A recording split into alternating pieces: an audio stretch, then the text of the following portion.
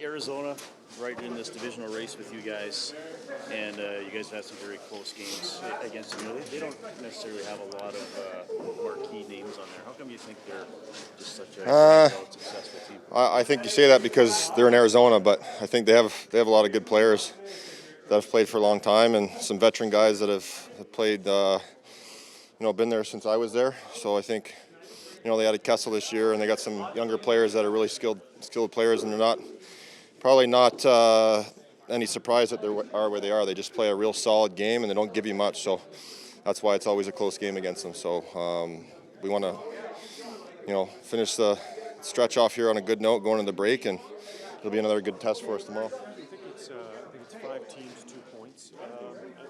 You're not a stranger to the playoff race, so you've been in so many of them, but I don't know if it's a little earlier than normal and whether you like this kind of setup.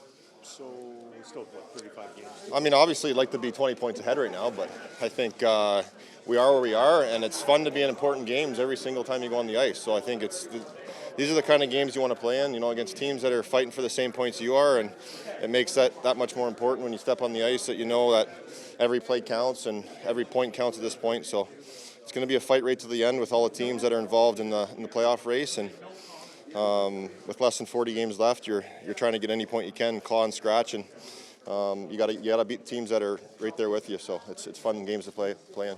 Mike, is it tricky with the bye week not to look past the game at hand? Because I know sometimes that can get caught up in guys' minds, maybe in the back of their heads. Do you guys have to remind yourselves, hey, we got a game to focus on here? Yeah, I mean, I think anytime you go into a break, I think it's important to go into a break feeling good about yourself and about your team, and then kind of turn your mind off for a little bit and get some rest. But I mean, the bye week's been around for fewer more years now, and I think guys know what to expect. But it's important that we finish this stretch off on a good note. You played when there wasn't a bye week.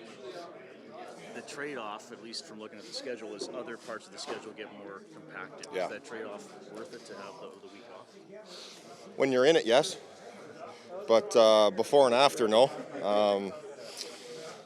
Especially as an older player, I think it gets harder to come back from longer stretches of downtime. So you want to keep active as much as you can during that break, and obviously mentally get a break, but physically get a break, but not let your guard down too much. I think it's an important time to get rest, but like you said, it condenses schedules in other ways, and I think December and November were pretty busy months for us, so it'll be nice to get a little bit of a break here.